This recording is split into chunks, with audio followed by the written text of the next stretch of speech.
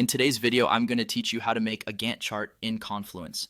This step-by-step guide will easily walk you through the process of creating a visually appealing and functional Gantt chart directly within your Confluence page. Whether you're new to Confluence or just looking to enhance your project management skills, this guide is sure to be helpful. So let's dive in. First things first, the process begins with adding a Gantt chart add-on from the Atlassian Marketplace. This step is crucial as Confluence doesn't natively support Gantt charts. You'll want to look for a reliable add-on like Gantt Chart Planner for Confluence.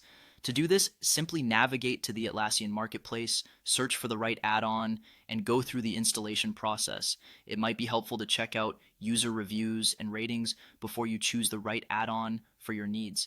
Once you have it installed, you're ready to move on to the next step. Now that you've got the add-on, the next step is to head over to your Confluence page and begin the editing process. Open the page where you want your Gantt chart to appear. Simply click on the Edit button usually found at the top of your Confluence page. It's important to be mindful of how this chart will fit into your overall page layout. So take a moment to plan its placement to ensure it aligns well with the rest of your content. Once you've prepared the page for editing, it's time to insert your Gantt chart.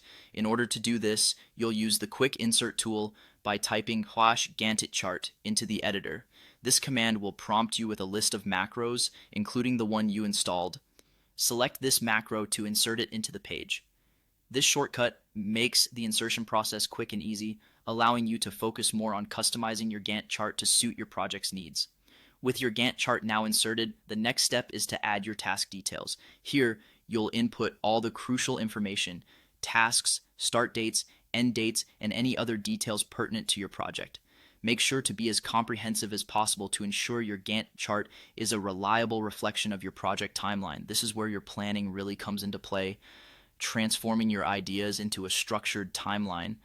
Finally, once you're satisfied with the information you've added and any other configurations you might want to make, the last step is to save your page. Once saved, your Gantt chart will render interactively.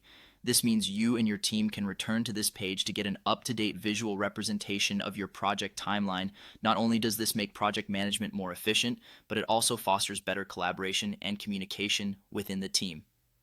And there you have it, a comprehensive guide to creating a Gantt chart in Confluence.